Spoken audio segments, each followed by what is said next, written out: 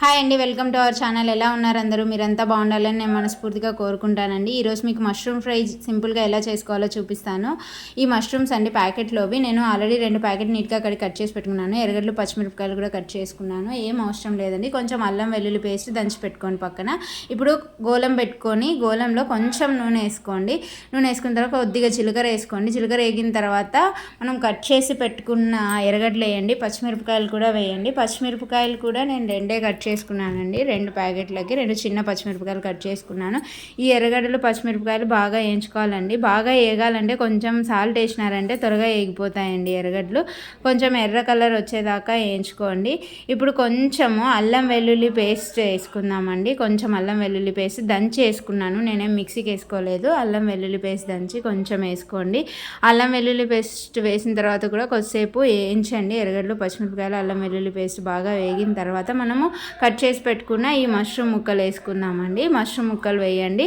ఈ మష్రూమ్ ముక్కల్ని వేసి కాసేపు బాగా కలబెట్టండి. కలబెట్టి కొద్దిగా వేగిన తర్వాత బాగా ఇలా కలుపుకోండి. మష్రూమ్స్ హెల్దీ అండి, చాలా మంచిది ఆరోగ్యానికి. ఇలా చూడండి, బాగా కొంచెం వేగిన తర్వాత కొంచెం పసుపు వేసుకోవాలండి. పసుపు యాంటీబయాటిక్, అన్ని వంటల్లో వాడుకోండి. ఇలా కొద్దిగా పసుపు వేసాను నేను. పసుపు వేసి మళ్ళీ బాగా కలుపుకోండి. బాగా కలుపుకున్న తర్వాత ఇప్పుడు చూడండి, నేనేం వాటర్ వేయను, అందులోంచే వాటర్ వచ్చాయి. కొద్దిగా వాటర్ కంటెంట్ మగ్గించుకోండి. మూసిపెట్టి ఏదైనా ప్లేట్ మూసిపెట్టి సన్న మంట మీదే మగ్గించుకోండి. అప్పుడు బాగా ఉడుకుతుందండి మష్రూమ్. అలా మగ్గించుకొని అది అంత బాగా పట్టిందంటే దానికి చాలా టేస్టీగా ఉంటుందండి. కొంచెం సాల్ట్ వేసుకోండి మీకు తగినంత. సో ఇలా సాల్ట్ వేసుకున్న తర్వాత బాగా కలబెట్టండి. మూసేసి మగ్గించుకున్నారంటే ఇలా అవుతాయండి. మనం ఎంత సన్నగా కట్ చేసుకుంటే అవి ఇంకొంచెం సన్నగా అవుతాయి. లేదు అంటే మీరు మష్రూమ్సే కట్ చేయకుండా కూడా వేసుకొని వేయించుకోవచ్చు, అవి కూడా చాలా బాగుంటాయండి.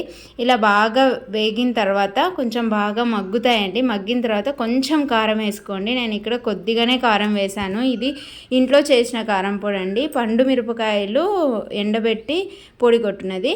ఇప్పుడు చూడండి, ఇది ధనియాల పొడి అండి. కొంచెం ధనియాల పొడి వేసాను. ధనియాల పొడి ఆప్షనల్, మీకు వద్దు అనుకుంటే వేసుకోవద్దండి. కొంచెం గరం మసాలా వేస్తున్నాను, కొద్దిగా గరం మసాలా వేసుకోండి, చాలా బాగుంటుంది. అంతే అండి, కారం పొడి, ధనియాల పొడి, కొద్దిగా గరం మసాలా వేసి బాగా కలపండి. కొద్దిగా కదిపి కొద్దిసేపు వేయించుకోండి. కొద్దిసేపు వేయించుకున్న తర్వాత దించుకున్నారంటే చాలా బాగుంటుంది ఈ ఫ్రై. దీన్ని అన్నంలోకి రసం చేసుకొని అన్నంలోకి నంచుకొని తిన్నా బాగుంటుంది.